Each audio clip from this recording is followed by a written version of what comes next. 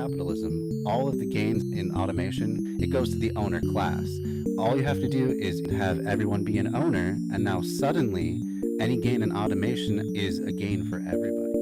If you grow just one thing, it may not grow as well as if it grows with another thing. A good example of that is called the Three Sisters method of farming. There is definitely multi-apartment buildings or multi-families that do passive design. $100 million that they gave to Joe Rogan that they would kind of be out if they breach contract. Is that a bigger number? Or is 2 billion a bigger number? I don't know, Zach. It's a tough one. I It's know. really hard. And maybe comparing numbers is not Jeremy's strong suit. Gotta go kill a Jenny. I still don't think you should kill her. I don't think it's a good idea. It's a ghost, dude. Welcome back, everybody, to Bread Theory. Having some technical difficulties. My microphone is going rogue on me. So, as I try and fix that, I'll say hi to Trish. How you doing tonight, Trish? Good. How are you doing? Not doing too bad. Ugh. Getting ready for the spring season here. Doing a lot of design work at my job. So that's always fun. Not sure how rough it gets there, but in Michigan, we usually call it mud season. Oh, yeah, it's been raining like crazy lately, which is strange. We had such a dry winter. We barely got any snow. And all of a sudden, dang it. Right. In like a lamb, out like a lion. Yeah, that's proven true.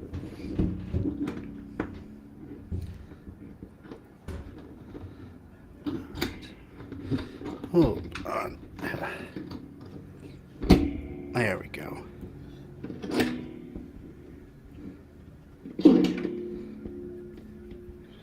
Hopefully this will stay now.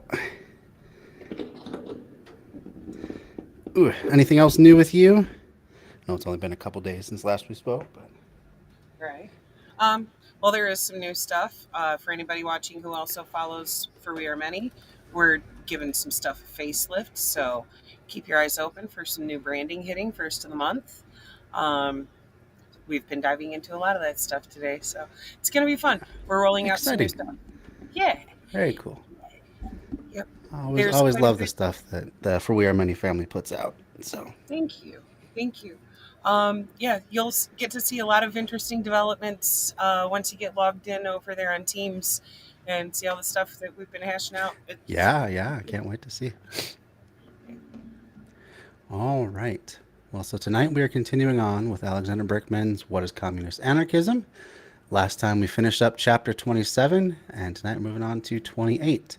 This one is called Principles and Practice. So we're getting into even more of the real nitty-gritty of his philosophy. So it should be a fun chapter. Absolutely.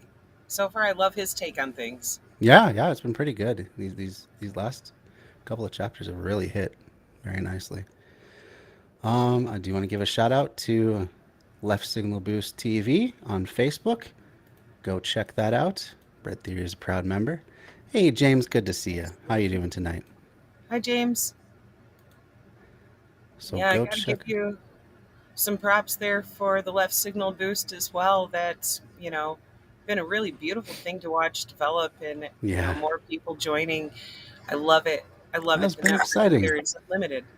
It's been very exciting, and hopefully we'll get even more people involved, and we can all just, help each other grow and collectively push back against the right-wing bias of the Facebook algorithm, of pretty much every social media algorithm.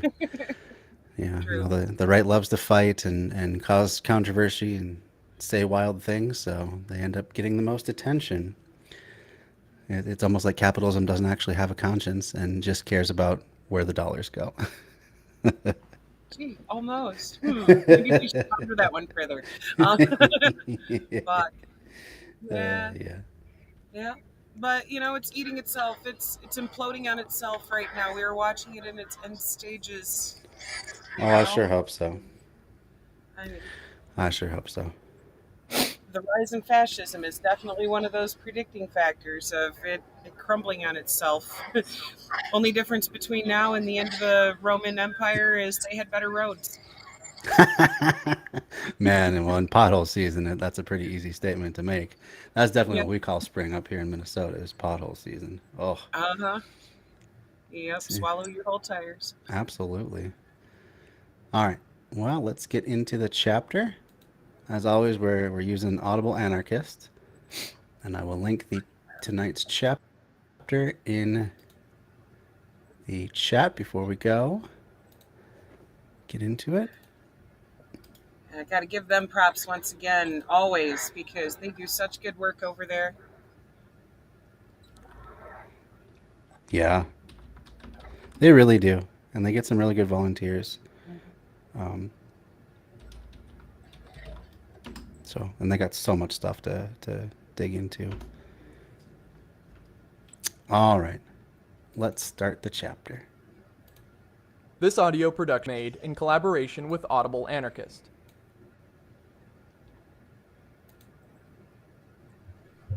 Chapter 28 Principles and Practice. The main purpose of the social revolution must be the immediate betterment of the conditions for the masses. The success of the revolution fundamentally depends on it. This can be achieved only by organizing consumption and production so as to be of real benefit to the populace. In that lies the greatest, in fact, the only security of the social revolution. It was not the Red Army which conquered the counter-revolution in Russia. It was the peasants holding on for dear life to the land they had taken during the upheaval. The social revolution must be of material gain to the masses if it is to live and grow. Mm-hmm. The people at large must be sure of actual advantage from their efforts, or at least entertain the hope of such advantage in the near future. The revolution is doomed if it relies for its existence only on the defense of mechanical means, such as war and armies. The real safety of the revolution is organic, that is, it lies in industry and production. The object of the revolution is to secure greater freedom, to increase the material welfare of the people. The aim of the social revolution, in particular, is to enable the masses, by their own efforts, to bring about conditions of material and social well-being to rise to higher moral and spiritual levels. In other words, it is liberty which is to be established by the social revolution. For true liberty is based on economic opportunity. Without it, all liberty is a sham, a lie, a mask for exploitation and oppression. For in the profoundest sense, liberty is the daughter of economic equality. The main aim of the social revolution is therefore to establish equal liberty on the basis of equal opportunity. The revolutionary reorganization of life must immediately proceed to secure equality for all, economically, politically, and socially. The reorganization will depend, first and foremost, on thorough familiarity with labor and with the economic situation of the country, on a complete inventory of supply, on exact knowledge of the sources of raw material, and on the proper organization of the labor forces for efficient management. So I'm hearing a lot of echoes of Peter Kropotkin in this.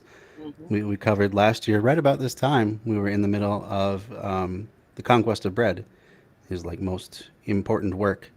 And he was talking about how, for one thing, just as Bergman is saying here, the revolution is not guarded by machinery or, weapons of war or anything like that. It is guarded by the people who actually believe in it.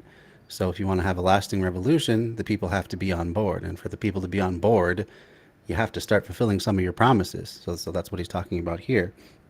The idea that all this knowledge and ideology is vested in the people so that they know what they're doing and they're behind the purposes of the revolution. I think that's a really good way to do things. It seems like it really builds in and bakes in a lot of resilience that just like perhaps a flash revolution might not, where you have a small group of really committed people who know what they're doing, but then everyone else has to catch up really fast in order to get on board. Right. it comes down to those roots of the dialectical materialism of, and like, hey, these things are important to all of us. We really need to get behind these specific things being fixed Absolutely. to bring everybody together there, because regardless of political affiliation or anything, all of us are feeling those marks of capitalism on our body. Absolutely. Absolutely. Absolutely. And it's I really do believe in priming people for what comes next. Um, I mean, it's the reason I do this show. Really, it's to try and spread awareness and information, and really get people, as many people on board as possible, before something happens. And it's not to even say that it would necessarily be a revolutionary act that would bring down, say, the United States. It could be something as simple as a natural disaster that really disrupts the supply line. I mean, we definitely saw that during COVID when we had just minor disruptions in supply lines and things started collapsing all around us. Just imagine a shock like that, but in some way that you can't just get back the resources, get them back into the various um, supply lines as easily. So, yeah, I believe it's very important to be prepared, basically. Same. All Forewarned right. is forearmed. What was that? Forewarned is forearmed. Oh yeah, I think I've heard that somewhere. That's a good saying. It's one of my mom's, and it's Oh so really? happy here. Very Yeah. cool. That's good. It's to the point. To the Mhm. point. All right, moving on. It means that statistics and intelligent workers' associations are vital needs of the revolution. On the day of the upheaval, the entire problem of production and distribution, the life of the revolution, is based on it. It is obvious, as pointed out before, that this knowledge must be acquired by the workers before the revolution if the latter is to accomplish its purposes. That is why the Shop and Factory Committee, dealt with in previous chapter, are so important and will play such a decisive role in the revolutionary reconstruction. For a new society is not born suddenly, any more than a child is. New social life gestates in the body of the old, just as the new individual life does in the mother's womb. Time and certain processes are required to develop it till it becomes a complete organism capable of functioning. When that stage has been reached, birth takes place in agony and pain, socially as individually. Revolution, to use a trite but expressive saying, is the midwife of a new social being. This is true in the most literal sense. Capitalism is the parent of the new society. The Shop and Factory Committee, the union of class-conscious labor and revolutionary aims, is the germ of new life. In that Shop Committee, the union worker must acquire the knowledge of how to manage his affairs. In the process, he will grow to the perception that social life is a matter of proper organization, of united effort and solidarity. He will come to understand that it is not the bossing and ruling of men, but free association and harmonious working together which accomplish things. That it is not government and laws which produce and create, make the wheat grow and the wheels turn, but concord and cooperation. Experience will teach him to substitute the management of things in the place of government of men. In the daily life and struggles of his Shop Committee, the worker must learn how to conduct the revolution. Shop and Factory Committees, organized locally by district, region, and state, and federated nationally, will be the best bodies suited to carry on the revolutionary production. Local and state labor councils, federated nationally, will be the form of organization most adapted to manage distribution by means of the people's cooperatives. Just want to pause there to emphasize. He's talking about these what did he call them, councils, or did he use another word? I don't remember. But anyway, he was talking about these different labor organizations will federate to be the means of people's cooperatives. And that's a key part of most anarchist thought, is the idea that things have to come from the bottom up in order to really get enough people on board, and also to make sure that power doesn't get sucked into, very few hands. And that was Berkman's critique of the Bolshevik revolution, was that because it came from the top down, a lot of people just seized power, and then for whatever reason, there's definitely arguments to be made about it being justified, being that they were attacked from all sides, but they used those excuses of being of the revolution being threatened to hold on to that power, basically indefinitely for some of them. So the idea of federation it's more of a bottom up voluntary association rather than a top down. You got to be part of this government. You see the way that it's like the opposite of the way the U.S. government works, where the highest court in the land, the highest executive branch, the highest legislature is all at the top. It's the national level, and everything is subordinate to that. It would be the other way around, where the local unit has the ultimate say about what happens in that locality, and then it voluntarily, sends delegates and representatives to each higher up level, who all voluntarily work on problems together.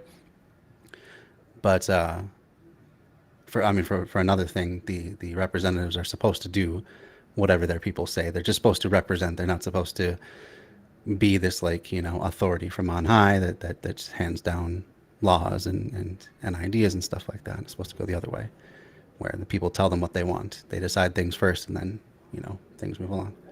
So I just thought I'd point that out. It's very important, because it goes back to that accountability of, like, if you go to this federal meeting and don't actually represent the views of the people you're there to, represent, you're out. You're done. You can't go represent your own personal interests, and, well, this will line my pocket to do this, so fuck what everybody back home wants. Right. Which is yeah. what we have now. Yeah. And I mean, and to be fair, Lenin had a lot of those ideas as well. He still wanted ultimate power to flow to the federal level, but he didn't want the things like, politicians to only make workmen's wages, to kind of avoid corruption, avoid the Nancy Pelosi's out there who are just in their position to get rich. And he wanted every representative to be immediately recallable, to hold them accountable to the communes that they were representing. So he had a lot of the same ideas. He just kind of saw things from the opposite way. And his justification was, of course, to have a strong centralized power that could then fend off the enemies. And there were plenty of enemies from the beginning, the U.S. included among them. But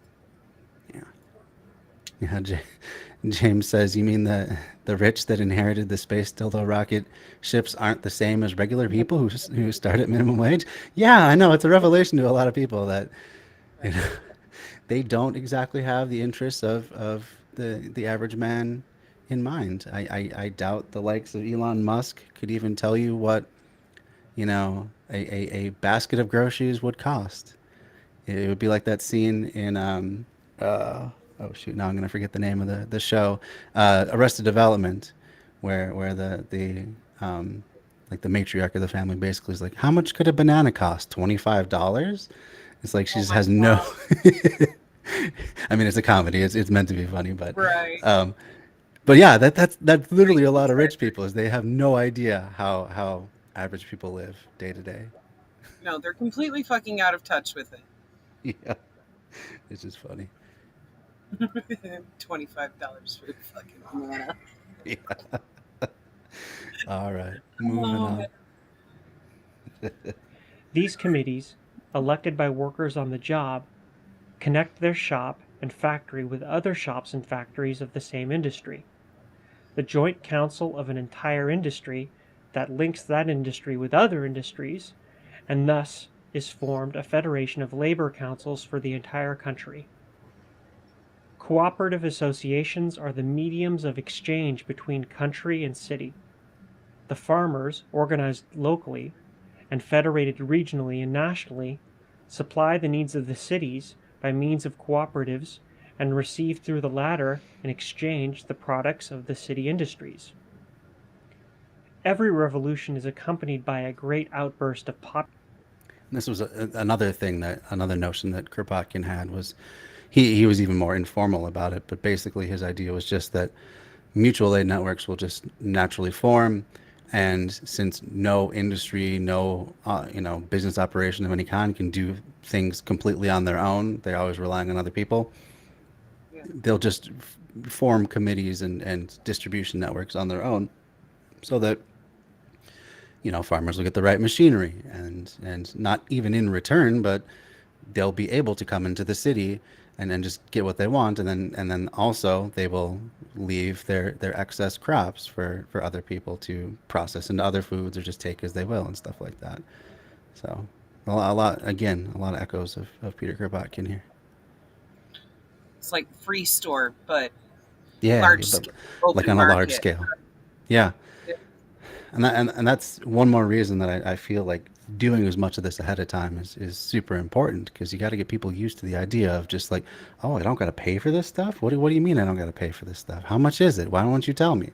No, just give people what you got, and they'll give you what they got, and needs and suppliers will just kind of match up as just think of it like living in a family. It's not as though when you were little, hopefully, you ask your parents for a toy or something like that, and they, uh, give you a loan and then charge you interest, or make you. I suppose some parents might make you work for every little thing that you buy for yourself, but hopefully they're not making you work for like your food and like your place to live and stuff like that. And like if you don't do your chores, you got to go sleep out on the porch tonight or something like that. And that's kind of what mutual aid is.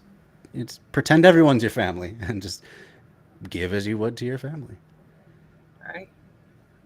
Absolutely. I mean, that's what the community really is.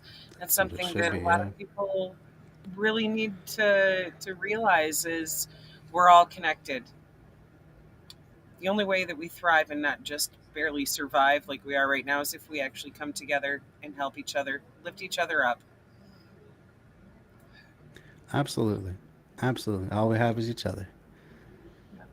And James says they tell you that if you put away $300 a check for 15 years with interest, you'll be a millionaire. Well, I mean, that's probably not even true these days. You get nothing out of a savings account anymore. Maybe if you put it in an IRA or something like that, or some other kind of high yield thing, but it's just savings account. You're going to have, however much you put in, that's what you'll have at the end of that. But then James is like, well, I'm like, what about gasoline? What about food, car parts, electric bills? Yeah, there's all sorts of other things you need. And, it can be hard to save. Oftentimes my wife and I, we try to save money and we put it aside, and then just something comes up and it just comes right back out of the savings account and you're back to square one. So Yep. it's not always easy. And for, as we looked at in a recent stream, since 50% of wage earners live below or are making below the amount needed for a one-bedroom apartment, that's a big chunk of the country that's pretty insecure, to the point where there's absolutely no way that they could be saving money. So it's just kind of even a non-issue for them. Right. Like you're lucky if you're able to just cover the cost of living there, and not be going without something this week. I don't think I know anybody who is, in that position and not consistently having to go, well, I had to go without this week in order to pay that. Where the fuck are you going to save anything? Right. You know? Right. Yeah. There's only so much avocado toast and lattes that you can avoid and save money on. It only goes so far. Speaking as a poor bitch who likes avocado toast, it's I not do as too, expensive yeah. as you would think. Maybe if you go to a bougie ass restaurant for it, then yeah, you're gonna pay out the ass. But you can make it at home pretty cheap. Yeah, absolutely. But even a latte a day, like $5 a day, saving that instead of buying it, that's not going to leave you with that much at the end of the month. No. and it'll probably just go to something else. You know, you'll have an unexpected car repair, or you know, a friend of yours will need money or something. You know. Right. There's always something that comes up. These people that are rich and out of touch with that concept don't realize, like, Oh, the absolutely. average person doesn't have $300 a week to just set aside into a savings account, let alone have anything else to put aside in an emergency account for Absolutely. car repairs, shit like that. They don't think about that. It doesn't faze them. They're just Right. like, you know, run my fucking silver card here and, we're good to go. Yep. Yeah, absolutely. And that's why they always have the worst advice to people that are struggling. They're just like, oh, if you don't like your job, just like start a business. Like, because for them, it's just the easiest thing in the world to do. They go to the bank and they're like, oh, hey, I know you. You're a rich guy. Let me give you lots more money so that you can start another business because I'm sure I'll get my money back from it. The average Right. person, even if they wanted to start a business, couldn't just go down to their local bank and say, hey, give me money, please. I'm going to open up whatever. Um, Right. Maybe like, let's see your credit reports. What other businesses have you owned? hmm How did Yeah, they turn exactly. out? Things like that. Yeah. What do you got for They want collateral? Stuff like that. And if Mhm. you got nothing for collateral, I guess you're not starting a business. Not that that's really even a solution anyway, because if everyone started a business, there'd be no one left to work at those businesses. So someone's got to like be the janitor, the cashier, or the IT guy, or whatever. Right. There's not only ownership positions out there. There's always going to be more need for support people. Right. Um, And every single one of them deserves to have a dignified life. I mean, apparently a radical statement in this country, but I totally agree. I totally agree. You shouldn't have to prove that you deserve to keep on existing. Right. Things that, cocky motherfuckers want to refer to as, oh, that's a job for a high school student. It's like, really? How about you look at the stats? Because the majority of those jobs are held by people in their 30s to 40s, Mm-hmm. not high school students. Mm-hmm. Because not to mention, like, just because somebody's a kid doesn't mean they deserve to have their labor exploited. you know? Right. Um, I always hate that thing. Oh, well, they're just kids. They're living with their parents. It's okay to pay them less. They're just learning all this. You don't do that for any other job. It's not as though you walk into an interview and they say, "Well, are you really serious about this, or do you have, other people that you can live with and get money from for free?" It's only right. apparently okay to do that if it's a child, and then somehow it's okay to then exploit their labor even harder than your average worker. It just never Right. made sense to me as a rationale for paying crappy wages for any job. Right. It's just excuses to exploit further, increase Absolutely. their profit margins at somebody else's expense who is, a naive teenager, so they don't necessarily know any better. Mm-hmm. Right. Well, and that's exactly it. It's like the argument then is because they're young and naive and powerless, I can do whatever I want, and that makes it okay. That seems like the opposite. If anything, kids should have even more protections to make sure that they don't get overexploited Right? because Exactly. they're not adults. They can't like take you to court if you do something bad. They'd have to have their parents do it. So, yeah. Yeah. Child labor laws around here are not where they should be at all. Mm. Absolutely. Absolutely. All right. Moving on. Popular enthusiasm, full of hope and aspiration. It is the springboard of the revolution. The high tide, spontaneous and powerful, opens up the human sources of initiative and activity. The sense of equality liberates the best there is in man and makes him consciously creative. These are the great motors of the social revolution, its moving forces. Their free and unhindered expression signifies the development and deepening of the revolution. Their suppression means decay and death. The revolution is safe. It grows, becomes strong, as long as the masses feel that they are direct participants in it, that they are fashioning their own lives, that they are making the revolution, Mm. that they are the revolution. Why is it not pausing? There we go. Oh, and that's so critical too. It's just as Peter Kropotkin says too. The revolution doesn't end once you topple the people in power. That's the beginning of the revolution. The revolution itself is fulfilling the promises. It's making the people the revolution. I like that a lot. I do too. It's focusing at where it needs to be on, once again, improving those dialectical material needs. Hmm. Absolutely. Yeah. That's how you protect the revolution, is show people how much better this works. Right. Right. Look at Cuba. Once again, look at Cuba. None of them would ever give up their revolution. Oh, it's what they have endured from day one is astounding. Threats, counter invasions, assassination attempts, sanctions from the very beginning till today, and yet they persevere and they actually thrive. I mean, there's got to be Right? something to that. Um, so, yeah, it's pretty amazing. So it seems like they did at least some things right in their revolution, to say the least. Absolutely.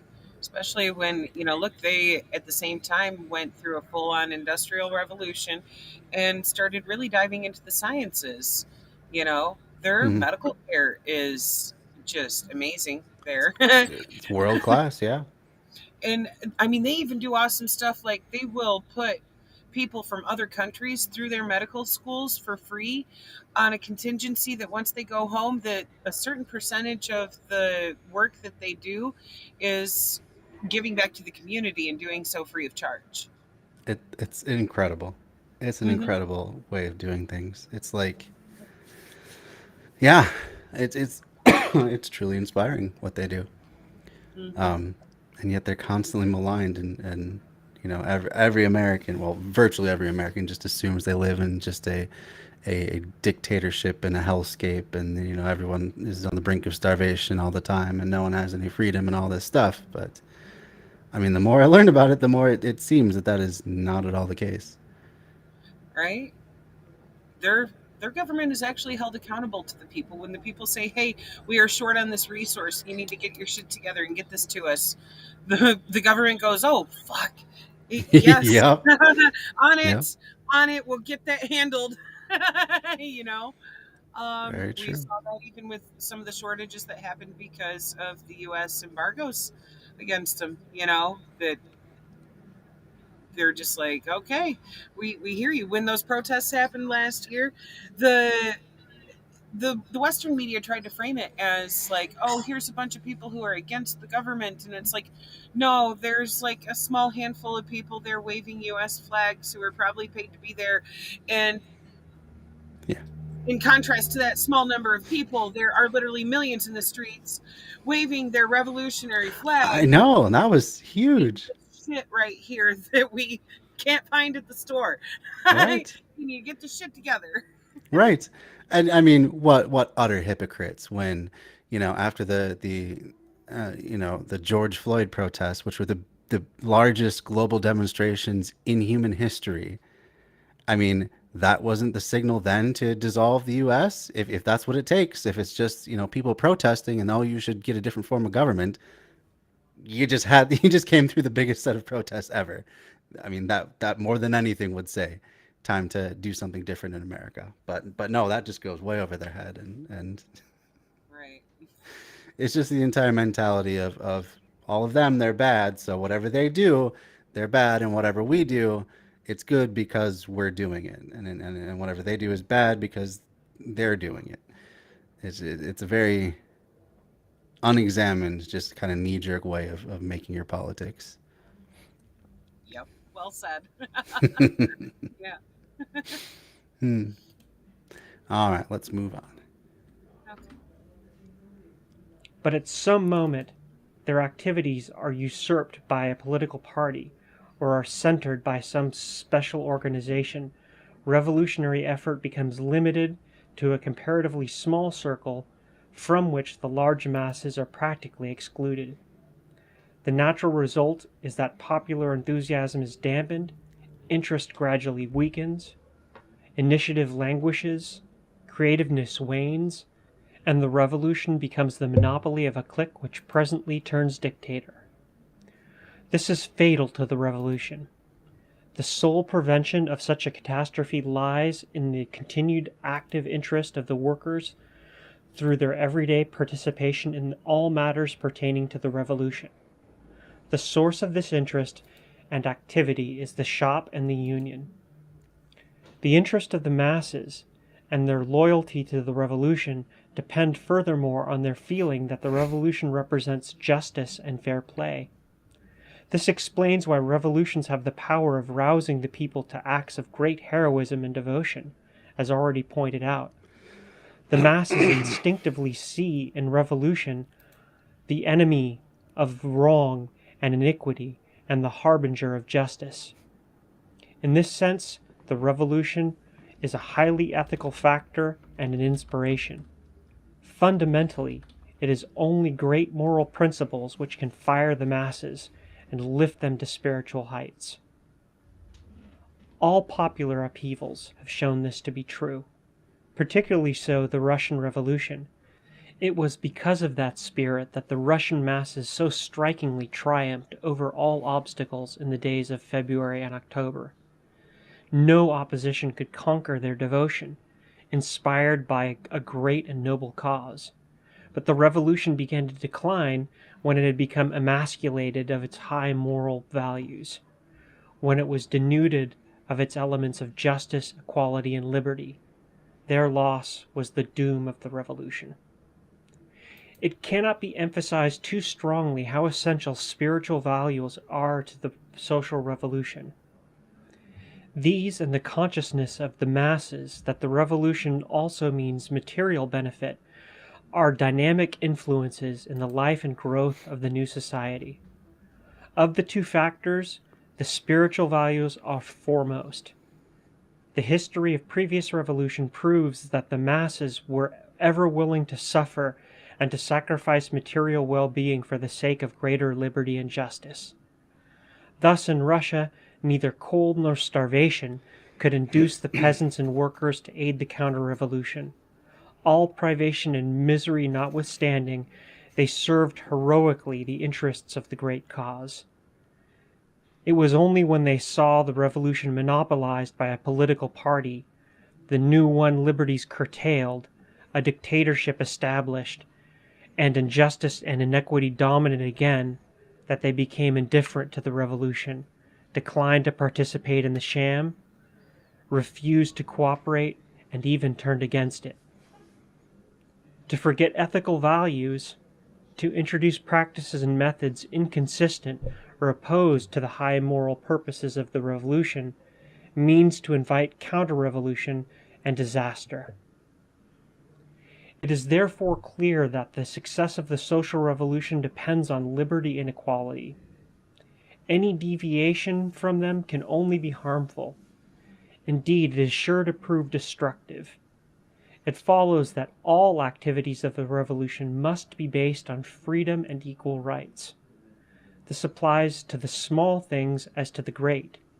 Any acts or methods tending to limit liberty, to create inequality and justice, can only result in the popular attitude inimical to the revolution and its best interests.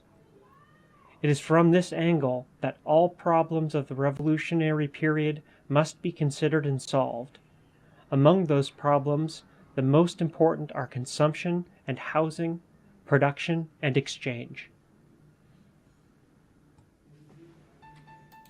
This has been a production Alright. of Audible Anarchist. That's it for that You can find chapter. more Audible Anarchist on YouTube. And before we start the next chapter, which is consumption and exchange, I like what he was saying there, that everything comes down to the most important things are housing, and I really agree with that one, because it seems to me that just having that home base,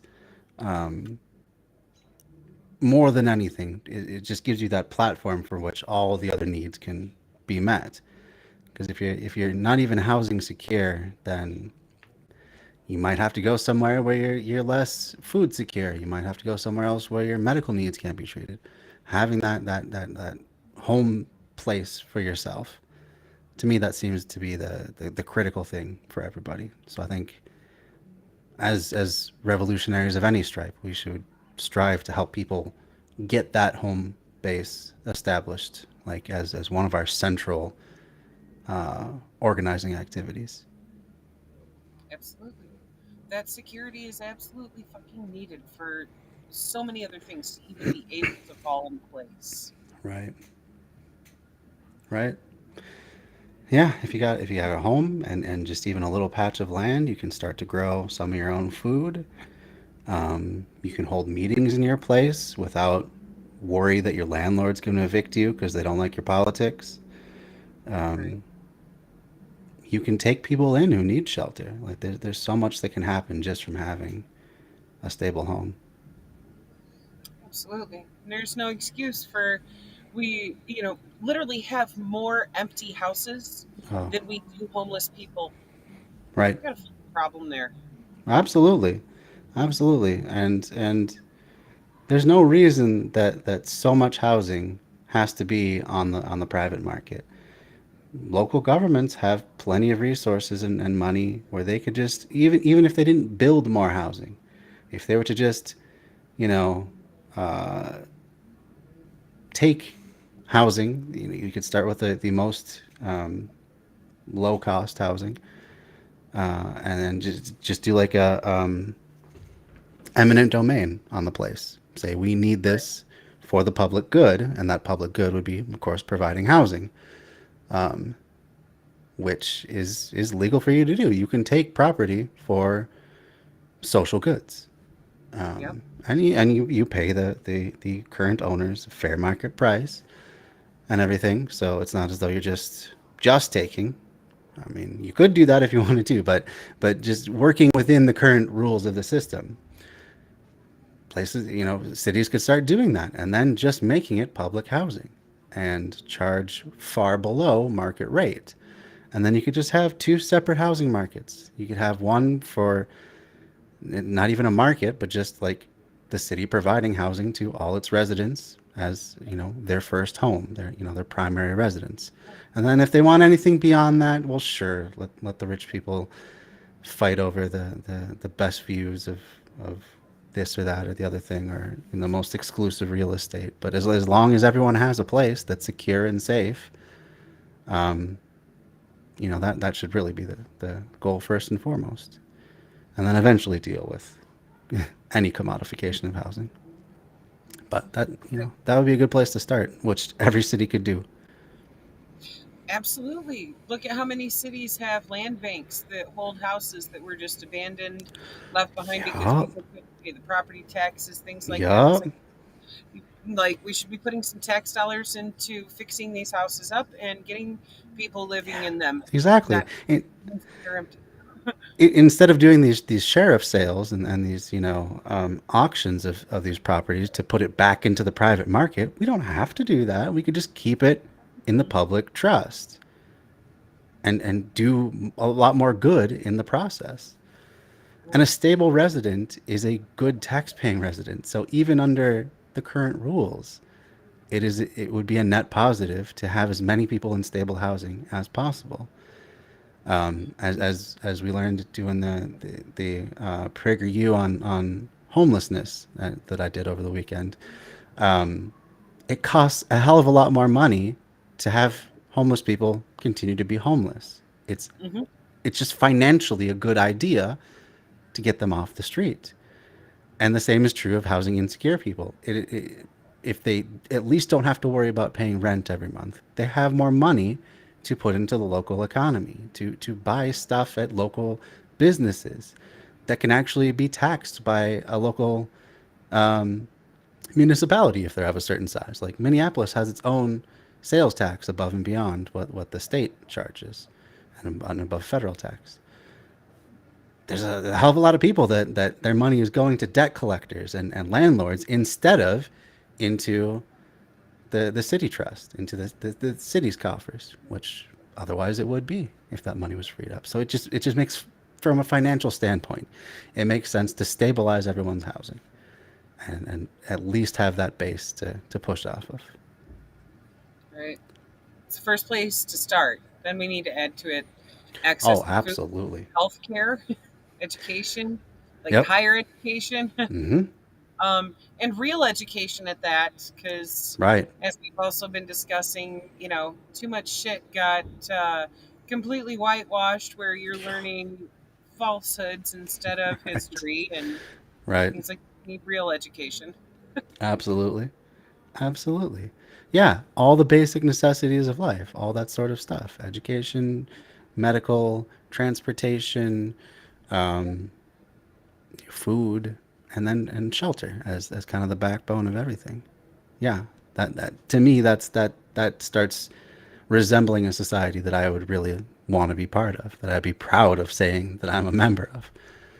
Right. Um, but and we can do that with our current system and with our current resources. There's the only thing that's stopping is political will and the knowledge of what is possible. Right. 'Cause financially, we definitely have the ability to ensure that nobody's living in poverty. Yeah, yeah, and it doesn't help anybody.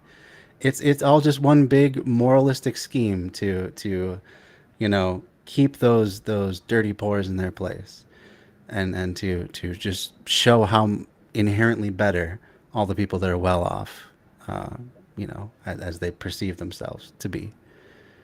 Um, it doesn't make any sense on any other level other than it's just a big wagging of the finger at the poor to punish them for losing the lottery of birth, more or less. Right. God, that reminds me, like in the last few weeks or so, I've seen so many memes trashing the fuck out of Kim Kardashian's spoiled rotten ass for having the audacity to tell people to get up and go to work. And it's like, people were editing that of like, get up and just be born rich. Yeah, just yeah, Like, that's bitch, basically what she shut was up and saying. sit down. Right. Like, You and the know, only reason she has anything is because she was born to wealthy parents. right. If she had been poor and made a sex tape, Nobody would give a fuck. wouldn't have made millions off of it. Wouldn't have launched her star into the spotlight of America. It would have just been one more poor person doing porn. Right. She would be on OnlyFans. Yeah. And, And struggling like the rest of us. Yeah. yep. So yeah, just the utter lack of self awareness, and I guess I'm not surprised that rich people just again demonstrate that they have no idea what it's like to not be rich. Mm-hmm. None at all. No fucking clue. Over their fucking heads. Mm-hmm. Mm-hmm. Yeah. Mm. All right, let's start into this chapter. So this one is called Consumption and Exchange. Again, it's Audible Anarchists. I will link the current video. 1 second, let me just give you a shorter link because it does tend to be long when you copy straight from the bar. So here's the current chapter.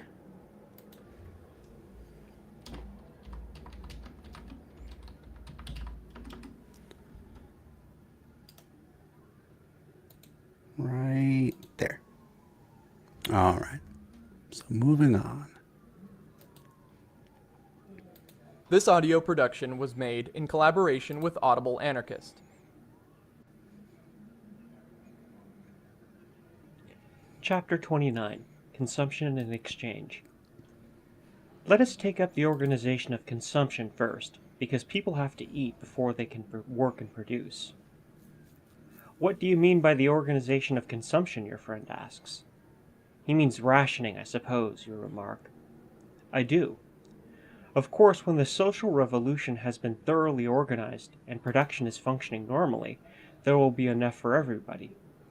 But in the first stages of the revolution, during the process of reconstruction, we must take care to supply the people as best we can, and equally, which means rationing.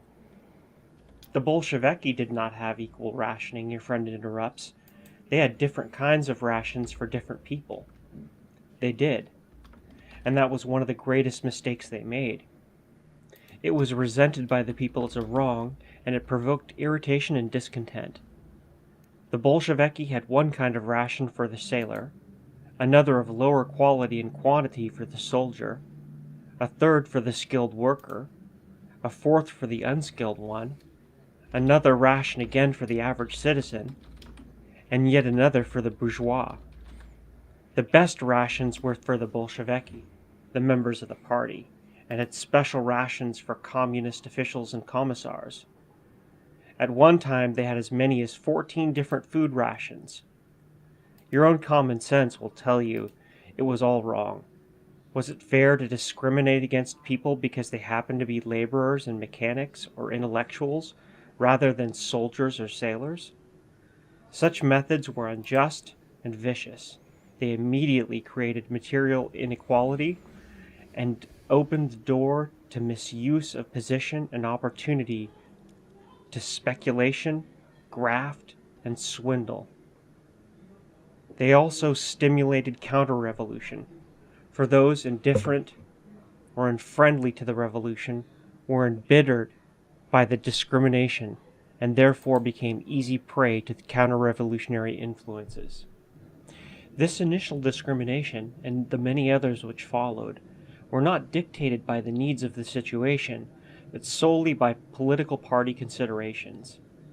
Having usurped the reins of government, and fearing the opposition of the people, the Bolsheviki sought to strengthen themselves in the government seat by currying the favor of sailors, soldiers, and workers. But by these means they succeeded only in creating indignation and antagonizing the masses, for the injustice of the system was too obvious. Furthermore, even the favored class, the proletariat, felt discriminated against because soldiers were given better rations. Was the worker not as good as a soldier? Could the soldier not fight for the revolution, the factory man argued, if the worker would not supply him with more ammunition? The soldier in his turn protested against the sailor getting more. Was he not as valuable as a sailor? And all condemned the special rations and privileges bestowed upon the Bolshevik members of the party, particularly the comforts and even luxuries enjoyed by higher officials and commissars, while the masses suffered privation. Popular resentment of such practices were strikingly expressed by the Kronstadt sailors. It was in the midst of an extremely severe and hungry winter in March 1921 that a public mass meeting of the sailors unanimously resolved to voluntarily give up their extra rations in behalf of the less favored population of Kronstadt, and to equalize rations in the entire city.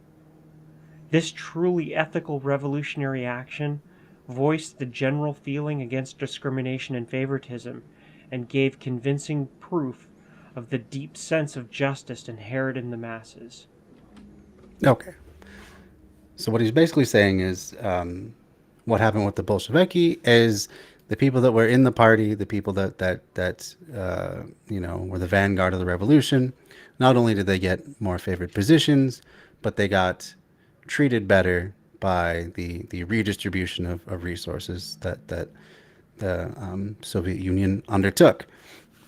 And Kropotkin is saying, or not Kropotkin, but Berkman is saying that this is basically he's making the argument that it's an unjust hierarchy, that there's no reason that these sorts of people, the upper tradesmen or the soldiers or the party members or whatever it is, should get more rations or better rations or anything else. It should go to everyone if the revolution is for everyone.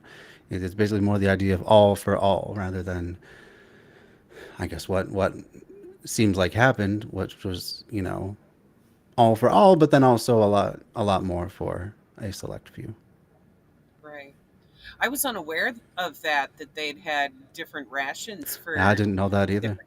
And that's got my blood boiling a bit, because that goes directly against Marxist teachings. Yeah, right. Off the fucking bat. Right. Right. You're supposed to be doing a revolution to end social divisions. The goal is to eventually do away with class divisions, and yet you're going to favor some people over others? Like, off the bat, that doesn't seem right to me. No. Not cool. Sorry, mind's still blown on that one. Yeah. Like, how do you fuck up that bad right off the bat? Yeah.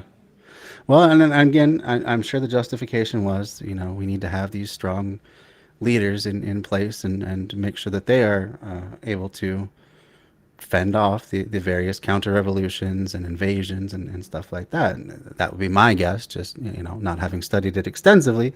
That would be my assumption, is that would be the justification, is or maybe it's just that because these people have sacrificed so much to get us where we are, then they are deserved, a larger share. Maybe for a while, maybe I don't know how exactly it shook out, but still seems like, yeah, a bit of a misstep. Yeah, I mean, and it's one of those things where, again, I have to point to Cuba for having done shit right, because they don't play that shit. People have tried to claim that Castro was being bougie because he would drink one milkshake a day, and it's like, wow. 10% of your extra ration, whatever, man. It's a fucking milkshake, Right. If if you have to grasp that hard at straws, then right, maybe you don't What have do a you real really point to have?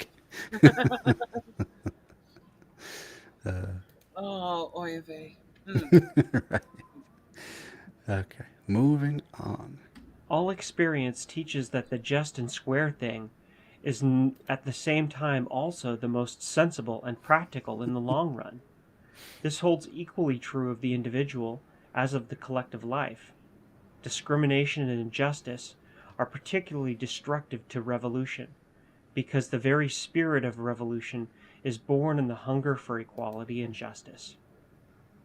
I have already mentioned that when the social revolution attains the stage where it can produce sufficient for all, then is adopted the anarchist principle, to each according to his needs. In the more industrial, developed, and efficient countries, that stage would naturally be reached sooner than in backwards lands. But until it is reached, the system of equal sharing, equal distribution per capita, is imperative as the only just method. It goes without saying, of course, that special consideration must be given to the sick and the old, to children, and to women during pregnancy, as was also the practice during the Russian Revolution. Let me get this straight, you remark. There is to be equal sharing, you say. Then you won't be able to buy anything. No, there will be no buying or selling. The revolution abolishes private ownership of the means of production and distribution, and it goes with capitalist business. Personal possession remains only in the things you use.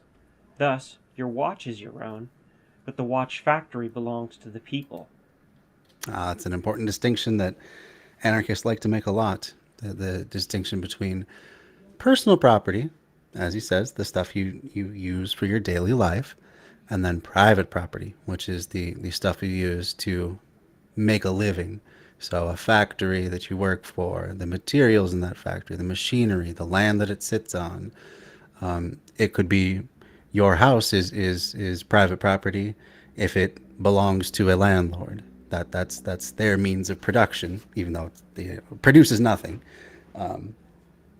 But at any rate, it is still, it still would, in a way, be your personal property, but their private property. It gets a bit tricky in that situation. But in general, yeah, your personal possessions, there's no change in that. What Berkman here wants is a change in the way that we make the goods of society and perform the services that make society run.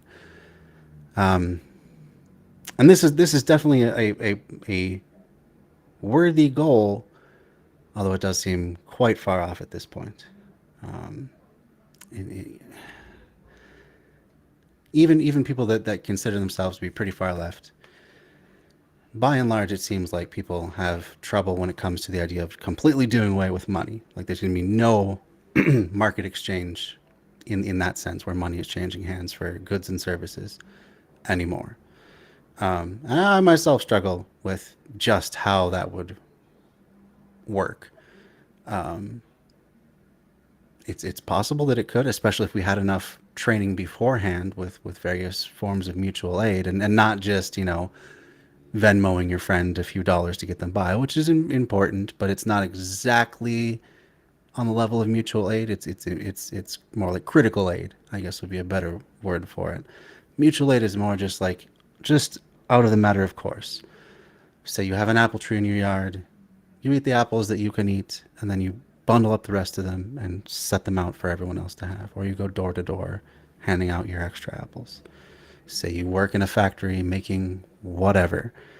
If that's something that you need for your own personal use, you take that, but then everything else, you find people that need it and you fill that need. And it would be the same with any sort of industry. But it is difficult to imagine, especially since people tend to have a dim view of humanity. Seems to be. They always raise the question, oh, what if people take advantage and they're just taking and hoarding? Well, you can have local rules against hoarding stuff, and you can collectively enforce that by various means. And yes, at some point, force may need to be initiated if someone is just hoarding for themselves to the detriment of everyone else around them. So it's not as though we're living without rules. That's not what anarchy is. Anarchy is a flattening of social hierarchies and making sure that everyone gets what they need, just because they are human and therefore deserve to have what they need. But still, it's a difficult system to wrap your head around, and it could be that it wouldn't happen right away in any sort of crumbling of the current order and the replacement, even if we've had a long time practicing mutual aid, practicing how to live beyond the restrictions of capitalism. It could still be quite some time before we're ready to finally make that step to do away with money and exchange and stuff like that. I was nodding my head in agreement. I can hear you. Oh, okay. Yeah. I wasn't sure how much you were hearing as you're going to deal with your stuff. Yeah. All right. So moving on. Land, machinery, and all public utilities will be collective property, neither bought nor sold. Actual use will be considered only when the title not to ownership but to possession. The organization of coal miners, for example, will be in charge of the coal mines, not the owners, but as the operating agency. Similarly, the railroad brotherhoods run the railroads, and so on. Collective possession, cooperatively managed, in the interests of the community, will take the place of personal ownership, privately conducted for profit. But if you can't buy anything, what's the use of money, you ask? None whatsoever. Money becomes useless. You can't get anything for it. When the sources of supply, the land, the factories, the products, become private property, socialized, you can neither buy nor sell. As money is only a medium for such transactions, it loses its usefulness. But how will you exchange things? Exchange will be free. The coal miners, for instance, will deliver the coal they mixed to the public coal yards for the use of the community. In their turn, the miners will receive from the community's warehouses the machinery, tools, and other commodities they need. And then it should be noted too that with modern technology like the internet and message boards and stuff like that, this sort of thing could be more efficiently managed than it was back in Bergman's time 100 years ago. Think of it like the free board on Craigslist. They could just do that for everything, instead of just tables and whatever else goes, couches, whatever gets on the free boards. It could be everything. It could be, I have 80 bushels of corn. Who needs it? And then a bunch of people could respond on the message board and then set your distribution up that way. You could Have just distribution centers where people can just show up on certain days to pick up specific items. absolutely, yeah. James says, "Oh my God, coal is everything West Virginia." Well, I mean, coal was king 100 years ago. There was still such a thing as solar panels and wind turbines and stuff like that. And I don't know if nuclear I guess nuclear probably wouldn't have been perfected by that point, but there was most of the same energy sources. It's just that coal was like the biggest source and the most often used one. So that's why you hear a lot of these older texts, talking so much about coal miners and coal mines and all this sorts of thing. But like today, even in the USA, there are more jobs right now in solar than there are in coal across the entire country. So already coal is fading away. And part of that's due to automation. You can do a lot more with fewer workers, but part of that's just the slow shift of energy preferences. Like natural gas was a huge one. A lot of energy companies switched over to natural gas, and the hope is that they'll keep on switching to even more carbon free alternatives. But yeah, who knows? We need to get cleaner in even how we do the solar too, because the lithium batteries, mining lithium is destroying the environment too. We could be making hemp batteries that are actually higher capacity than lithium. You say And hemp batteries? hemp batteries, I've never heard yes. of this before. Let's look that up. Yeah, Google it because there's some really intriguing stuff there, and that's an area where we should really be focusing a lot of production because we could eliminate the need for lithium batteries for those solar battery banks and do so in a way that actually cleans up the environment because growing hemp fields actually cleans that soil, especially if you're doing it in an area that needs some remediation. It's a perfect crop to grow. Interesting. Sustainable. hmm Let's And the see. byproduct left over after you extract what you would need for the batteries, the byproducts left over is exactly what you would need for making hempcrete and stuff like that to build with. It's beautiful. Interesting. I not heard of that before. So I'm looking at this article here. Let's put it up quickly. This is just the first one that I found. Will hemp make EV batteries better? A Texas-based company seeks to raise money to develop commercialize lithium-ion alternatives. Yeah. Lithium batteries, in one sense, because it's just an element. Lithium is just an element. They're fairly easy to recycle, fairly low cost and low energy intensive to recycle as compared to some other types of batteries. So they do have that going for them. But it Yeah. would definitely be good to even move beyond those sorts of rare earth metals. Yeah, it's just the mining process itself is quite dirty and it contaminates water tables for up to like 100-mile radius around the mining site. So, you know, there's been a lot of trouble in areas where they're doing those lithium mines. We can do better. We can do this shit far cleaner and more sustainably. Not to mention, from what I had found so far on them, the hemp batteries have greater storage capacity for power to even serve that purpose of being a battery bank for running like your whole house or your whole farm or your whole business. Um, I mean, we should move in that direction as far as the electric cars too. Yeah, Yeah. absolutely. So it says Like here, Go yeah, ahead. absolutely. The claim of the Texas-based startup BEMP Research Corp, which has developed a lithium-ion battery alternative.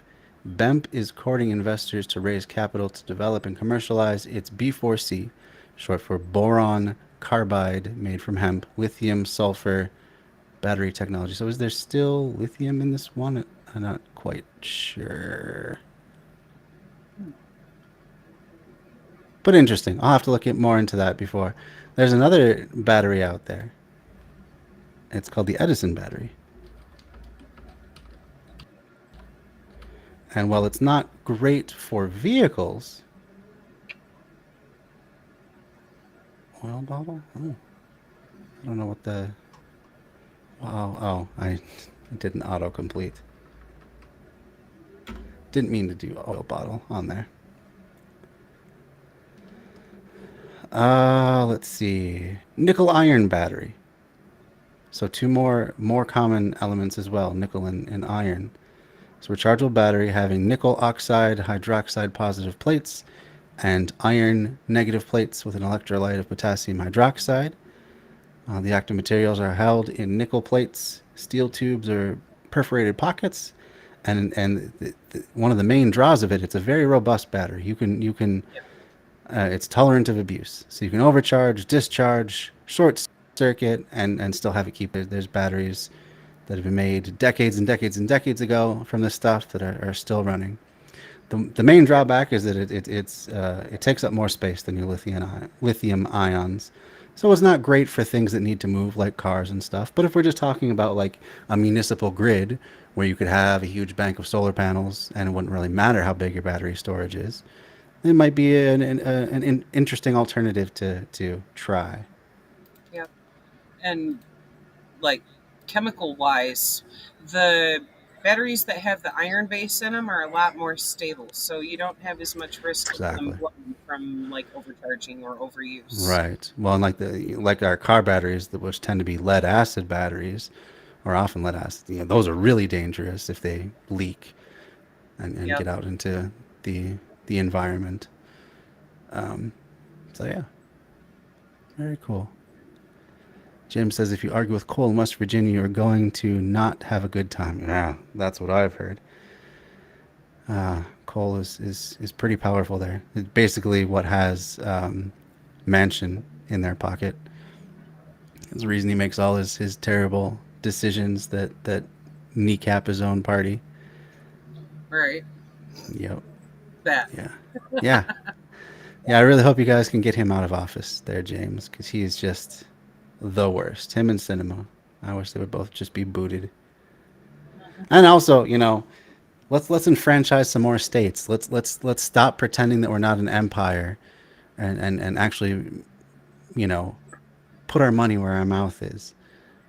We have all these territories around the world that don't have any representation. Washington, D.C. being a big glaring example, but also Puerto Rico, Guam, U.S. Virgin Islands, Midway, American Samoa. We have a lot of territories, and some of these people are not even U.S. citizens, but they're still in America. I think American Samoans don't automatically get U.S. citizenship for some reason. There's a lot of really weird rules that happen to all these different territories. But we're supposed to be the country of no taxation without representation. That's supposed to be our founding principle, right? And yet here we have all these territories of in most cases, U.S. citizens that can travel as they please across the United States who don't have elected representatives in Congress. And it's a travesty of justice. There's no justification other than, well, pure racism because they tend to not be white people. But let's start making them states. Say either become a state or break off and form your own country. And we should do that for all the territories, as well as probably Hawaii, who was pretty much just strong-armed into the union. Say, hey, here's your chance to up or down. Just decide what your fate's going to be. Are you going to be part of the U.S. or not? And then, at the very least, we'd be getting, a half dozen more senators, and I'm assuming most of them would tend to not go for the Republicans, because the Republicans are the ones who are most often fighting these sorts of initiatives, especially in like Puerto Rico and D.C. Right. That's the thing. There's no excuse for them paying federal taxes and having zero representation. That's bullshit. Yeah, it goes completely against what this country is even claiming to be about. Their tax dollars should be benefiting them, not the Right. mainland. Right. And there's all kinds of wacky rules too, like Puerto Rico cannot accept ships from foreign lands. They have to go through the U.S. mainland first and then be transported. The stuff has to be transported to Puerto Rico. They don't have an international harbor that they're allowed to operate. But That's messed up. I would assume if they're a state, because plenty of states, there's the Port of Oakland, there's New York Harbor, there's plenty of places, plenty of U.S. states that are international ports that can accept ships from foreign lands. Why? Because we wanted to keep them under our control. I mean, that's really the reason of it. They didn't want Puerto Ricans to get too much independence. So Right. Can't have you importing anything that might not get reported to the mainland. well, they also want control over things like tariffs and duties and taxes and all that sort of thing. They want the power of the purse as well. Yep. That. And yet no representation for them yet. But I mean, I was hopeful after that terrible hurricane in Puerto Rico that finally there would be enough attention placed on the territory that people would be like, yeah, why aren't they a part of this country as a full voting member state? Why do they have all these weird rules? But yeah, has not come to pass yet. But it should, because and it would shut down these mansions and cinemas and these one or two, contrarians that like to stand in the way of any sort of progress happening, even the mildest of reforms happening. Right. Finally, be something to start, weakening the power of the Senate, and frankly, Senate being a totally undemocratic institution should just be done away with entirely, along with the Electoral College and all of our other anti-democratic institutions. And I'm absolutely preaching to the choir, I'm sure, but it's just we can't even pretend to live up to our values. Right. Not when your vote is worth, I think it was like 65 or 70 times greater weight if you're a white rural person like in the middle of fucking Iowa versus if you're living in New York City or in LA. Like, what the fuck? Yeah, absolutely. Well, I think the biggest contrast is Wyoming. Wyoming is like the lowest population state, so each one of their senators represents like 300,000 people. So, because I think the entire state is only like 600,000 people, compared to California, where each one of their senators represents tens of millions. It's just a completely out of whack representation scheme, and it only throttles progress. It only slows the country down, and it only preserves the interests of the owner class. Mm-hmm. That's why it was built that way. Oh, absolutely, Wealthy absolutely. white owners. Oh yes, Plain and and simple. we will get deep into that in the people's history of the United States when we get up to the founding of America. And you'll see, yeah, from the get-go, it was never meant to be, all the lofty ideals that were put forth in the Declaration of, all men are created equal and deserving life, liberty, and pursuit of happiness and all that stuff. Asterisk fine print. Yeah. The fine print is may not apply to non-land-holding white men. Right. If you don't fit this criteria, you don't get these benefits. Mm-hmm. They're not rights for you. They're privileges for the wealthy. Right. Yeah. No. They deliberately set up the country to privilege the current ruling class because that's who pushed the revolution. And hey, maybe it was a step up from feudalism. Even Marx himself admitted that capitalism tends to be a step forward from feudalism, but it's a baby step. It still has the inherent structural displacement of power into the hands of the few to rule over the many. And even, comparing what capitalism was in his time is a world away. Like it has gotten far more exploitative over the years. In certain ways, yeah. And it's to the point where, like, even living under feudal society, you would literally have more freedom, more True. vacation time, better wages. True. Yeah. In terms of a lot of aspects of your life, I mean, you weren't free to travel anywhere, of course. You weren't free to choose any profession you liked. And you probably were not free to speak out against the king lest you lose your head. But in other ways, yeah, you were provided for a lot more in terms of, freedom to just, as long as you're delivering those sacks of wheat to your lord on time, doesn't really matter what the rest of your time is devoted to. Right. Pretty much left the fuck alone. Yep. Yeah. All right, let's continue on. This means that free exchanges, without the medium of money, without profit, on the basis of requirement and supply on hand. But what if there is no machinery or food to be given to the miners? If there is none, money will not help matters. The miners couldn't feed on banknotes. True enough. Consider how such things are managed day to day. You trade coal for money, and for money you get food. The free community we are speaking of will exchange coal for food directly, without the medium of money. But on what basis? Today you know what a dollar is worth, more or less, but how much coal will you give for a sack of flour? What you mean is how will value or price be determined? But we have seen already in preceding chapters that there is no real measure of value, and that price depends on supply and demand and varies accordingly. The price of coal rises if there is a scarcity of it. It becomes cheaper if the supply is greater than the demand. To make bigger profits, coal owners artificially limit the output, and the same methods obtain throughout the capitalistic system. With the abolition of capitalism, no one will be interested in raising the price of coal or limiting its supply. As much coal will be mined as will be necessary to satisfy the need. Similarly, will much food be raised as the country needs. It will be the requirements of the community and the supply obtainable which will determine the amount it is to receive. This applies to coal and food as to all other needs of the people. But suppose there is not enough of a certain product to go around. What will you do then?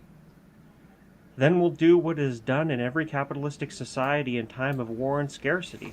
The people are rationed, with the difference that in a free community, rationing will be managed on principles of equality. But suppose the farmer refuses to supply the city with his products unless he gets money. The farmer, like anyone else, wants money only if he can buy things he needs. He will quickly see that money is useless to him.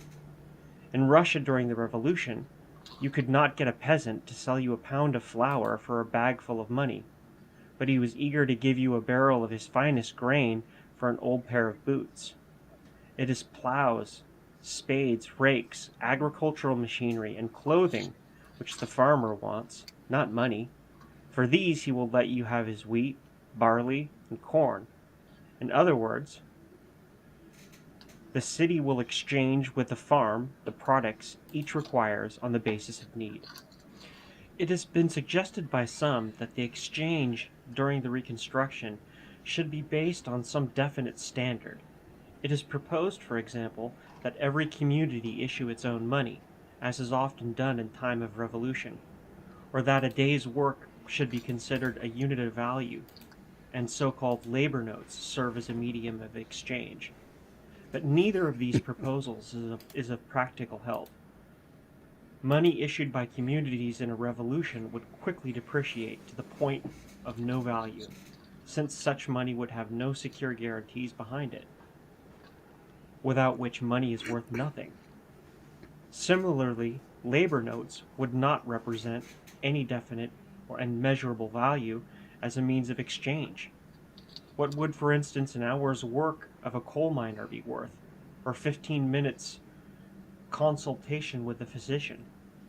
Even if all effort should be considered equal in value and an hour's labor be made the unit, should the house painter's hour of work or the surgeon's operation be equally measured in terms of wheat? So his basic argument is also one that Kropotkin made, in that it's just too difficult to suss out the absolute value of any good or service. It's literally comparing apples to oranges in many cases. It's, how many sheep is a dental appointment worth? It's not made any better by, if you really, really need a dentist, then you personally value it more. That doesn't get to the point of how much it's actually worth then. So his idea, and Kropotkin, was just, do away with all of that sort of thing. Just stop saying that this is worth more than that, or that's worth. Everyone just needs to have their basic needs met, and if you have extra, it's your duty to just give it where it is needed, and just leave it at that and not worry about exchange value and how much of this is worth how much of that. And, especially when so many things can go into a single piece of equipment, like a toaster is usually the example that's given. A toaster is incredibly complex, even though it's a relatively simple machine. It's got a basic mechanism you push down. It's got a timer. It has heating coils, and then it pops back up. But there's so many different processes that go into manufacturing it, to mining the ore, to transporting each little piece, to assembling each little piece in different factories, bringing them all together in one place where they're assembled into the final product. So many people have worked on it at that point that where does the value start? Where does it end? Should the teachers of the engineers who first invented the parts be compensated for teaching the engineers how to do industrial engineering? It's all just a product of so many hands and so many generations of knowledge that it's impossible to really assess the value of anything. And so just be done with it by just giving people what they need and giving away any excess that you have. That's the basic idea. Yeah. It goes back to the indigenous way of living, of whatever it is that you produce what you need, and any extra, it's who needs some. Yeah, that would often be the case, especially in different plains, Aboriginal communities. They would do that if someone had an unsuccessful hunt. Their neighbors would share with them, and they would know that then in lean times they would be provided for. It all just comes back, and everyone ends up ahead in the long run, because it doesn't really profit you. In the long run, it doesn't profit you to have people falling behind so far that they either are going to need a whole lot of help and emergency intervention after emergency intervention, or they're just going to die and be out of the community. It helps you a lot more to keep everyone healthy and happy. That's one more person or one more family that can help defend if there's an insurrection from capitalists or an invasion from would-be occupying force. If that person's dead, they can't do anything for you. Right. It reminds me of, yet again, a meme I saw the other day that treat it like family dinner.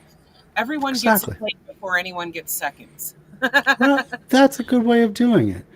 And it's like at potlucks too. It's not as though you're judging. Oh, you only brought salad. Well, I brought this whole intricate brisket. My contribution is worth so much more than yours. No, people are just happy to have all the food that's there, and they share with one another. And maybe someone is not a good baker, and so they bought store-bought brownies or something like that, and that's fine. People still appreciate the gesture and the sharing, and that's really what it's about, is getting people what they need. Absolutely. I've seen this be a commonality amongst a lot of homeless people who I have met while traveling around. Some of the most beautiful souls I've ever met are homeless people on Key West. Some of the most generous too. Yeah. Mm-hmm. And it was kind of cool. Like, these friends that I made down there would all gather every day on the beach at one of the grills and table setups, and cook out, and everybody brought something. And by the time we were done, putting together, well, I have this and you have that and you have this, and we had gourmet meals going that, was grabbing the attention of passersby. One of the restaurants actually got kind of mad, and they were like, you need to stop, because people who would have been coming to them for dinner smelled the food we were cooking, and we were like, welcome, nice to meet you, grab a plate. Yeah, right. Or maybe if a bunch of homeless people on the beach can outcompete you, it's time to up your food game. Like, right. Isn't this friendly competition, right? It's supposed to be how capitalism not works. to insult them at all. Their food is phenomenal. I have ate at that restaurant. Their food's amazing. But, so was what we were cooking out, just sitting on the beach, and there was always so much. Like, even if one person went fishing that day, there would be enough fish to feed us and then some. We would be going, That's hey, so who great. wants to come help us eat this? There's too much food. Oh, You know, like, it man, was that's that sort of beautiful. thing. Yeah, it just feels like how society should operate, right? Hmm. You Yep. know, no one who came there, I'm sure, had to have their ID checked to make sure that they were a legit poor person or legit in need or deserve to have that food. People who just, hey, you're coming here, we got this stuff, let's share. Let's make another connection with another human being. That's awesome. Right. And that was the thing. Like, I mean, who knows? Some of the people that we've met from all over the planet who just happened to be passing by and go, damn, that smells good. They could have very much been wealthy. I don't know. It It wasn't doesn't matter. really a matter of like, do you need this? It's all of us, our needs are already met. What can we share with you? Come enjoy. We would like to meet you and get to know you. You know? That's so cool. That's so cool. Yeah, yeah, and that's the sort of society that these sort of books talk about building is Hmm. people just sharing what they got, not Right? judging, not means testing every little thing. um, just trust, give access, and you know things tend Uh-huh. to work out better that way. That's really cool. And Absolutely. I think there's a lot to be said too from homeless people and their generosity, because some of the most generous people I've ever met have had the least. And I think when you really, really like viscerally know what it's like to go without, then it seems like most of the time you end up just having an orientation where you don't want anyone else to have to experience that either, because you know what it's like. It's not just an abstract concept of like, I'm helping you out because I hear that starving is bad. But I've never done it myself, but hey, it sounds pretty bad. It's like, no, I've been there. I know what it's like, and therefore I know how important it is to share whatever I have, even if it's not enough for you, even if it just carries you through a little bit further. Um, that it's Right? just important to do the act more than anything. Absolutely. It's one of those things where, like, even if you're able to hit a food bank and grab a box of stuff, you might not necessarily have like a whole meal, but you'll have certain elements that are essential to having a nice meal. Like, oh, well, I might have some salad and a few canned vegetables. Well, when you bring that to the table with somebody else who's caught, 5 to 10 fish today that are decent size, and somebody else who managed to gather some coconuts because they were working in somebody's yard that day, and they were like, hey, want some coconuts? And they fill up the whole back of their truck. you know, then you have not only coconut milk to drink or coconut water, I guess, but you've got the fruit itself to eat.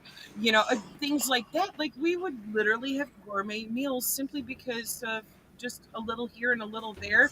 And look at what we can make putting this stuff together. It, that's how everybody should operate. Like, the Absolutely. people around you, your community, it's family. It's family. Treat them as such. You know, Absolutely. Absolutely. That's really cool. All right. favorite people. Yeah, understandably so.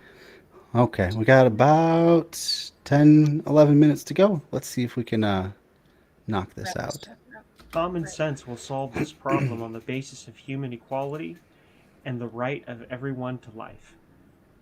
Such a system might work among decent people if I hate to pause it so quickly, but yeah, again, he's talking about it. People should have a right to life and liberty, and because they're equal, just on a fundamental basis, people are equal. If that's what you believe, then there's no way you can believe that people should be equal, but then not have equal access to healthcare or food or any other thing that they need. It just doesn't work that way.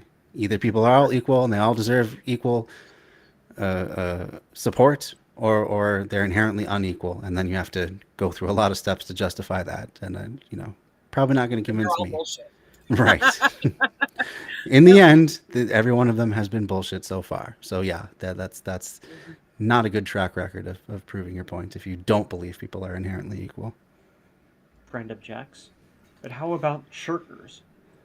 Were not the Bolsheviki right in establishing the principle of whoever doesn't work doesn't eat? No, my friend, you are mistaken. At first sight, it may appear as if it was a just and sensible idea, but in reality, it proved impractical, not to speak of the injustice and harm that it worked all around. How so? It was impractical because it required an army of officials to keep tabs on the people who worked or didn't work. There you go. All this means testing. That alone is a reason to do away with, proving that you've done such and such to deserve such and such. Prove that you work at all, because it gets so entangled in bureaucracy, and it just inherently leads to mistrusting of one another. Like, that's the entire orientation of the food stamp program, is that you're probably lying about this, so we're gonna come and keep tabs on you again and again because you probably don't deserve this, and you're gonna have to jump through hoop after hoop to keep proving that you deserve this. Just do away with that stuff. It costs more money. They found that literally it costs more money to enforce the food stamp program than they ever catch in waste, fraud, and abuse. Yep. And there's so many shitty stipulations that have been put on it, and I think we might have discussed this before. That, like, with the Trump administration, they added some new rules there where if you don't make at least $200 a week, you don't qualify to get food stamps and health care. You're too poor to get help. That's so cruel. That's literally saying you're just too poor to live. You know? Yeah. Yeah. That's so incredibly inhuman and cruel. And I mean, not surprising it came from the Trump administration, but that doesn't make it any less so. Still passed. Yeah. Like, fuck, man.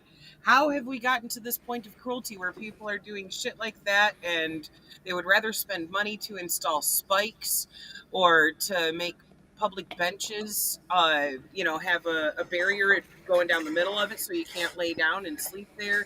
Things Oh, like yes. that. Like, you'd rather do that than spend the money to house people? And that's the thing of it too. Like, all this enforcement of anti-camping laws and anti-vagrancy laws, not only does it lead to violence against very vulnerable people, but it costs a lot of money to keep enforcing and to have to go back and rebuild anti-homeless architecture if it's been destroyed or taken down, or just put it in the first place, and always have to be thinking, where could someone get away with sleeping where they're not supposed to? Let's make it as hard as possible. Let's put up lights and cameras and, like, all this infrastructure and maintenance. Just for what? Just to keep people from being able to live as meagerly as they do. And none of that addresses the problem, of course. None of that helps people get into housing. It just makes it harder for them to be around you. And I guess for some communities that's good enough. As long as we can push people down the road, then at least we don't have to deal with it. It's out of our hair. But That's why they very- would rather criminalize being poor. right. It's fucking ridiculous. It is. It is. And, like, if you get arrested for vagrancy or something, then now you have a record that's probably gonna be an impetus there, standing in your fucking way of even getting housing or getting a job or Yep. any of those fucking things. Yep. Like, really, you're not helping by criminalizing being poor. Absolutely. It only works against, even the principles you're supposedly upholding. It costs more money. It costs more resources. It doesn't help anybody. It's just an exercise in cruelty, and the cruelty is, I guess, when it comes down to it, the point. Right. Moving on. It led to incrimination and recrimination and endless disputes about official decisions, so that within a short period of time, the number of those who didn't work was doubled or even trebled by the effort to force people to work and to guard against their dodging or doing bad work. It was the system of compulsory labor which soon proved such a failure that the Bolsheviki were compelled to give it up. Moreover, the system caused greater evils in other directions. Its injustice lay in the fact that you cannot break into a person's heart or mind and decide what physical or mental condition makes it temporarily impossible for him to work. Consider further the precedent you establish by introducing a false principle, and thereby rousing opposition of those who feel it wrong and oppressive, and therefore refuse cooperation. A rational community will find it more practical and beneficial to treat all alike, whether one happens to work at the time or not, rather than create more non-workers to watch those already on hand, or to build prisons for their punishment and support. For if you refuse to feed a man, for whatever cause, you drive him to theft and other crimes, and thus you create the necessity for courts, lawyers, judges, jails, and wardens, the upkeep of whom is far more burdensome than to feed the offenders. And these you have to feed anyhow, even if you put them in prison. The revolutionary community will depend upon more awakening of the social consciousness and solidarity of its delinquents than on punishment. It will rely on the example set by its working members, and it will be in right to do so.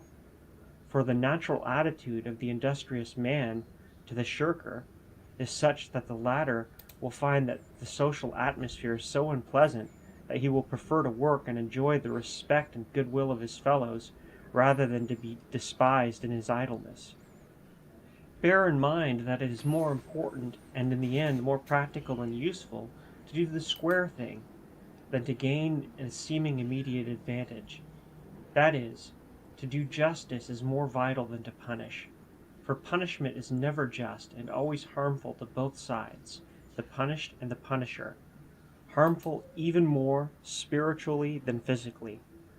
And there is no greater harm than that, for it hardens and corrupts you. This is unqualifiedly true of your individual life, and with the same force it applies to the collective and social existence. On the foundations of liberty, justice, and equality, as also on understanding and sympathy, must be built every phase of life in the social revolution. Only so can it endure. This applies to the problems of shelter, food, and the security of your district or city, as well as the defense of the revolution. As regards to housing and local safety, Russia has shown the way in the first months of the October Revolution. House committees, chosen by the tenants and city federations of such committees, take the problem in hand. They gather statistics of the facilities of a given district and of the number of applicants requiring quarters. The latter are assigned according to personal or family need on the basis of equal rights. Similar house and district committees have charge of provisioning the city. Individual application for rations at the distributing centers is a stupendous waste of time and energy. Equally false is the system practiced in Russia in the first years of the revolution of issuing rations in the institutions of one's employment, in shops, factories, and offices. The better and more efficient way, which at the same time ensures more equitable distribution and closes the door on favoritism and misuse, is rationing by houses or streets. The authorized house or street committee procures at the local distributing center the provisions, clothing, etc., apportioned to the number of tenants represented by the committee. Equal rationing has the added advantage of eradicating food speculation, the vicious practice which grew to enormous proportions in Russia because of the system of inequality and privilege.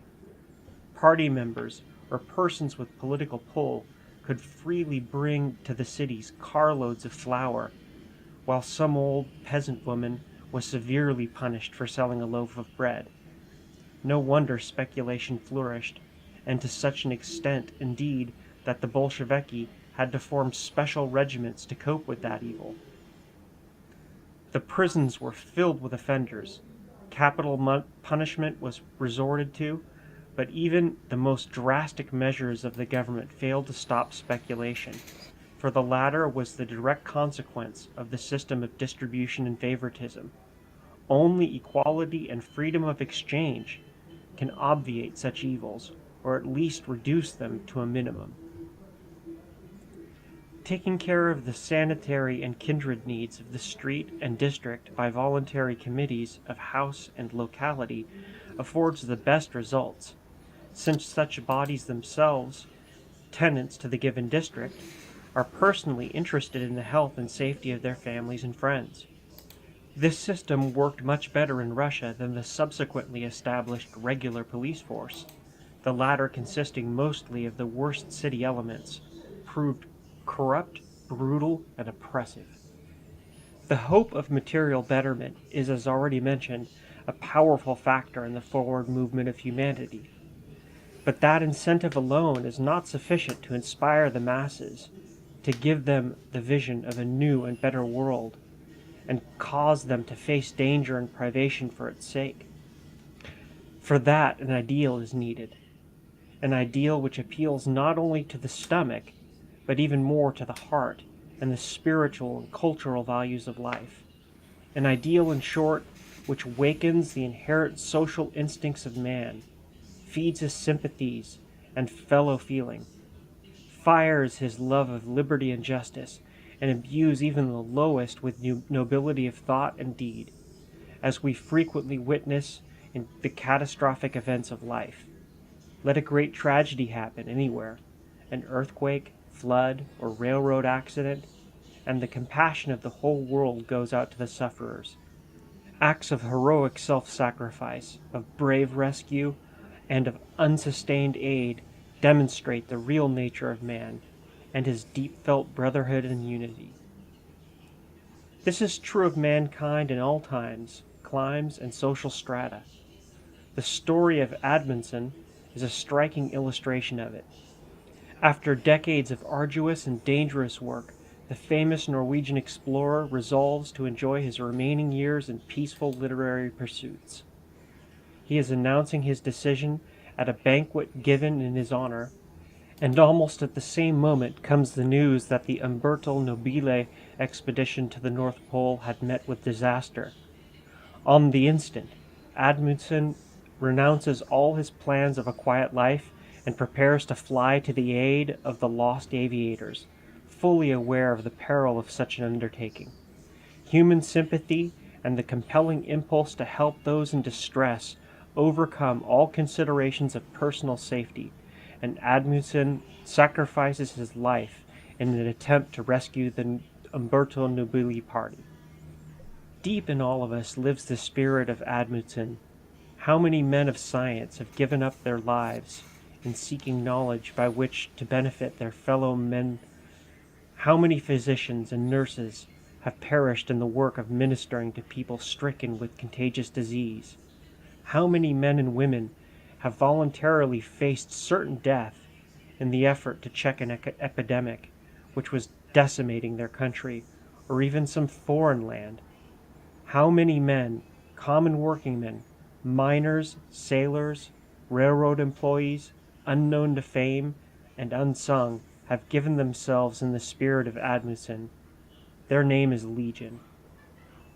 It is this human nature, this idealism, which must be roused by the social revolution.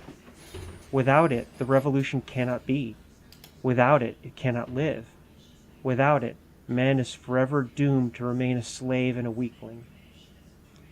It is the work of the anarchist, of the revolutionist, of the intelligent, class-conscious proletarian to exemplify and cultivate this spirit and instill it in others.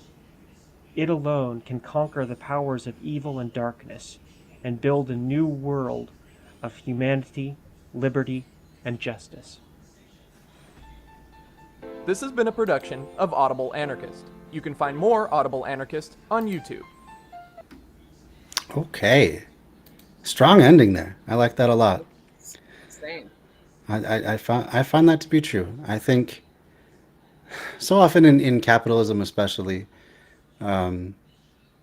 people maybe don't help each other not just because they don't have the means to, but because they're just so focused on getting their own stuff, getting their own needs met.